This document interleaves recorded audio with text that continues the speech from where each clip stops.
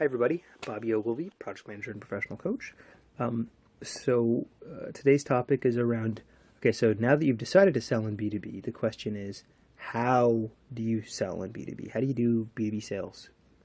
Well, you're going to want to get yourself a CRM. You're going to want to figure out a sales process.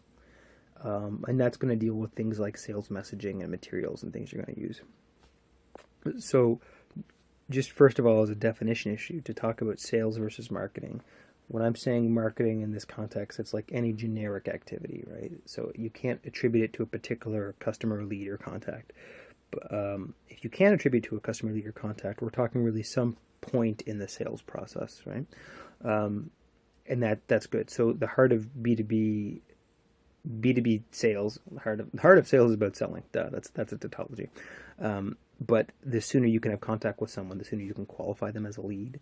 You could decide, you can give them an offer, decide what you should be pricing them, and give them that offer and sell to them. Or this could be automated. This doesn't need to necessarily be all customized to each client.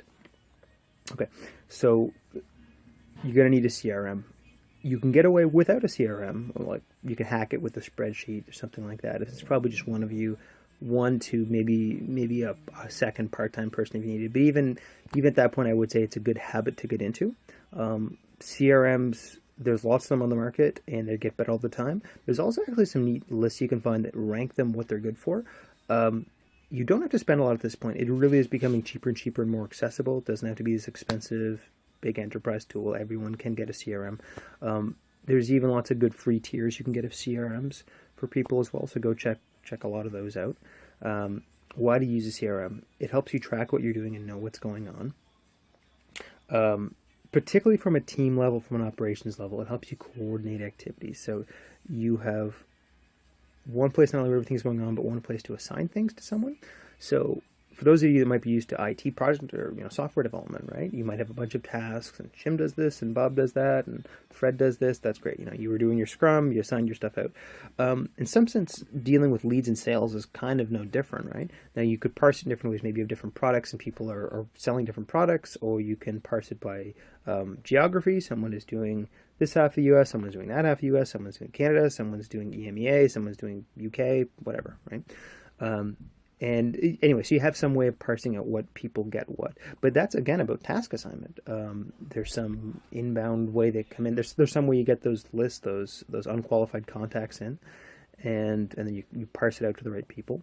When I'm talking about steps of the sales process, this is really about moving them from, you can parse the stages out as you need, but the ones I tend to use is that, so first they're just a contact. They're just someone who's, broadly speaking, could be in your target market. The next step, you've qualified them as a lead. Sometimes you'll particularly use the term market qualified lead, MQL, and that means that they fit enough of your market criteria that you could sell to them. There's an acronym we use in this called BANT. So do they have budget, authority, need, and or sensible timeline to be able to sell to, right? And the more pieces of BANT, the better. In the situation I'm working in now, we're working on more advanced segment, market segment criteria for our MQLs, which are a bit more in depth than just 4 points. We're using a 10-point questionnaire for that. Then the next stage is really trying to size as an opportunity. So what that is about is learning more about that individual. So again, if you think of a market as kind of generic level, right? One step further is tell me more about this particular company, organization, deal we're talking about. And you need enough information that you can understand the ins and outs of technically what needs to happen and then size it appropriately, right? So, maybe they want to do a larger amount of people and you charge them more. Maybe there's something special about how you're piloting this for them. Maybe there are some requirements it needs to integrate with some existing system of theirs, right? And that's really going to help you understand what price or, what this contract you're going to offer them is. So then if you can get to that stage, you have all that would be sales qualified. They wanted to proceed. You have enough information to ultimately present them with that. And I guess, that would be one of your SQL, sales qualified lead. That's great. And then the last step would be, can you negotiate and actually get them to close the deal, which would be great. And that can get more or less intricate as you get into it. You're going to think of those almost as like 4 broad phases, and there might be smaller steps in between them, smaller transactions. You might be doing a demo. You might have to show them some some other back end things.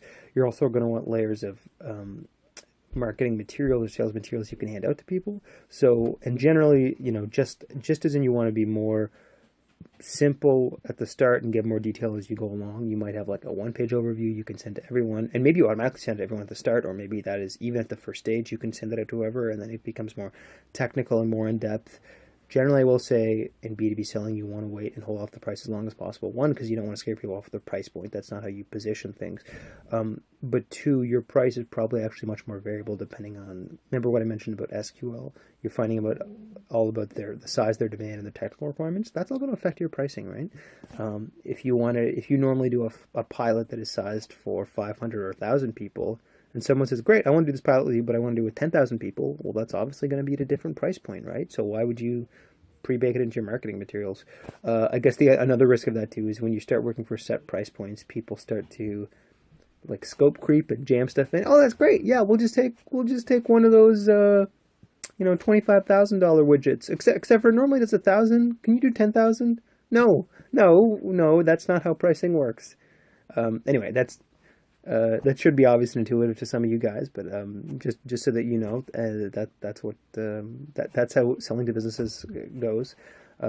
I guess the last piece of sales is that ultimately there's enough contact to know that they like what they're selling and you're retaining them as a client, and then long term you're trying to continue to serve their needs, not lose them, and potentially even upsell them. There's another term some of you may have heard, SARG, same account revenue growth. And that's upselling people. That's giving people more products. That's selling more things with it. That could be getting more services. Sometimes that could be that you sold them something and they didn't realize that was incomplete and you're trying to add something else on top of it. Like you have your base service and then they get into it and they realize they need more training, which isn't part of the initial thing. And then you get to upsell them on some training. It could be that they start to expand how they're using the product, and that's really great, right? You have this base product, but now they're going to pay for the full high-end gold-plated premium version, and they get a dozen more features. Well, good for them. And then they're now paying 2 or 3 times as much per month. Well, that's awesome for you, right? So a lot of that is about sales process. Is there anything else you need to know at this stage? I would say one broad philosophy that you need to know about dealing with business sales is that you have a product geared towards a certain need, and you're trying to qualify that does this person meet these needs. And so it's very much about listening and asking questions. It's not about, hey, who are you? I don't care who you are. Please buy my thing, buy my thing, buy my thing. It's great. Well, can you tell me about this? Can you tell me about that? And if you can do that right, people, I shouldn't say will often, but will at their best want to tell you about these things. If you can talk to the right business analyst or this manager or that customer service person, you start asking about what they're dealing with, their woes are, they will tell you, oh yes, well that isn't really working. We have this project coming up that we're looking for something for. I'm not sure if we're going to find the tool we need. They're going to tell you what their situation is, and that becomes really important when you're doing, I mentioned, MQL and SQL. When you're doing those stages of qualification, right? This is all really important information for you. So like in that sense, your job is to think about this analytically, to say, like, does this person meet my criteria? And the sales process, you could think of it as stage gates. Did they get to the next stage gate? Good. And the whole point of that is to really be efficient with your own time and resources, right? As quickly as possible.